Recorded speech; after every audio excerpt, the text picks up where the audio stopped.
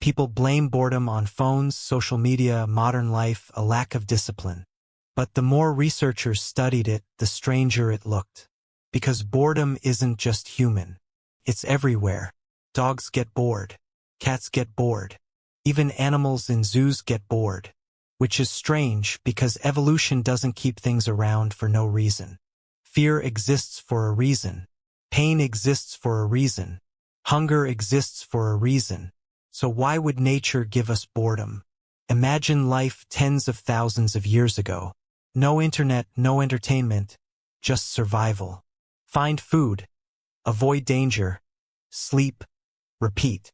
Now imagine finding a patch of berry bushes. At first it's perfect. Food everywhere. No need to move. But eventually the berries run out. And if your brain let you stay perfectly satisfied forever, you'd stay too long. So evolution made satisfaction temporary. Things that once felt exciting slowly became ordinary, and your brain started nudging you to look elsewhere. That restless feeling, wanting more even when nothing's technically wrong, is basically boredom. It was a survival tool. A species that never got restless wouldn't explore. And a species that doesn't explore eventually runs into trouble. For a while, that explanation seemed complete. Then scientists noticed something unexpected. Animals were showing signs of boredom too. And some of what they found was surprisingly sad. Some of the clearest examples came from zoos, which is ironic because zoo animals have everything they need. No hunting, no danger, food on schedule. Yet polar bears paced the same path for hours. Elephants swayed endlessly. Some parrots pulled out their own feathers. Stress was part of it. But many of these animals weren't starving, injured, or in danger. Physically, they were fine. Mentally, they had nothing to do, no searching, no problems, no surprises. So researchers tried something simple. Hidden food, puzzles, new objects to investigate. And the repetitive behaviors started fading. Survival, it turned out, wasn't enough. An animal can have food, shelter, and safety, and still be understimulated. Dog owners have known this for years. Leave a dog alone too long and you come home to a small disaster, because border collies were bred to herd and retrievers were bred to retrieve. We gave them air conditioning and expected them to do nothing all day. That's a pretty big career change. Cats aren't different. Despite the naps and the judgment, they're tiny predators wrapped in fur, built to stalk and chase. Take that away, and the energy turns into laser pointers, puzzle feeders, and a small mountain of cardboard boxes. If dogs get bored, and cats get bored, and parrots and polar bears get bored, then boredom runs a lot deeper than we thought. Humans, however, took the whole thing to another level. Because we don't just dislike boredom. We really, really hate it. Standing in line, phone. Waiting for the elevator, phone. Even 30 seconds alone with our thoughts feels unacceptable. And technology is incredible at making boredom disappear. Every swipe brings something new. A video, a message, a tiny surprise. For a while, it works. But after enough time, ordinary life starts feeling slower. Reading feels like work. Waiting feels unbearable. The moments didn't change. We did. It's a bit like eating dessert all day and then wondering why fruit doesn't taste exciting anymore. The strawberries aren't the problem. Your expectations are. In 2014, researchers ran an experiment that sounds almost absurd.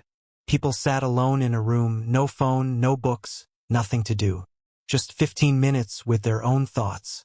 Beforehand, they'd been given a small electric shock, and almost everyone said they hated it. Some even said they'd pay money to avoid it again. Then, left alone in silence, many of them voluntarily shocked themselves. Again. No reward. No reason. Sitting quietly with their own thoughts apparently felt worse than pain. As Pascal supposedly put it centuries ago, most of humanity's problems come from being unable to sit quietly in a room alone. Technology didn't create that. It just got very good at feeding it. But maybe boredom was never really the enemy.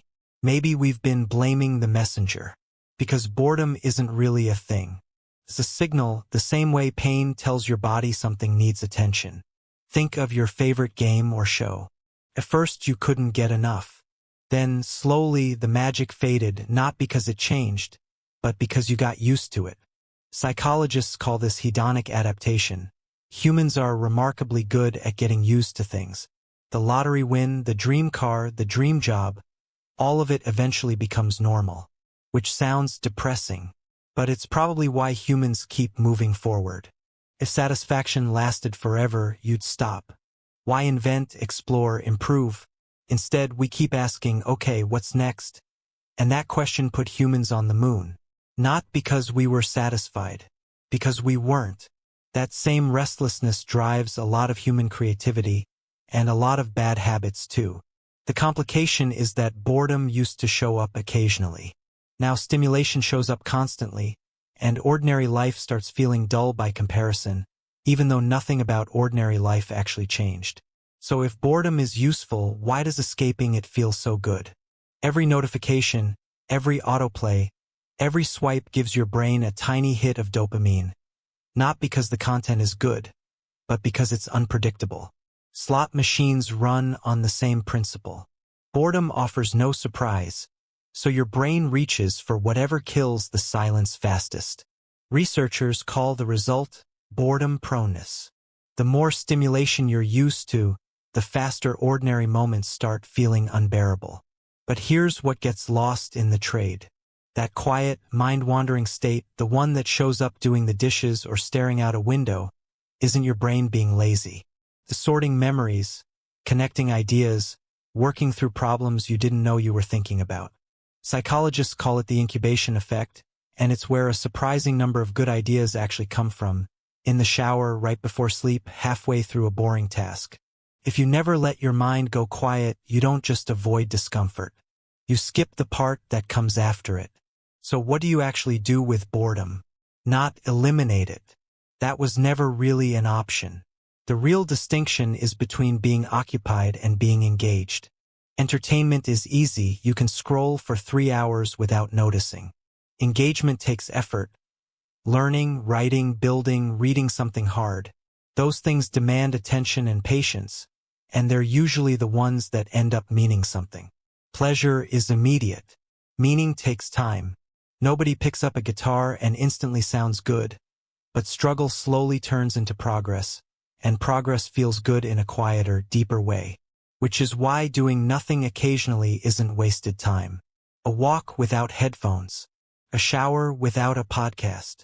Letting your mind wander, not because it looks productive, but because quietly it often is. Cats chase red dots. Dogs tear apart couches.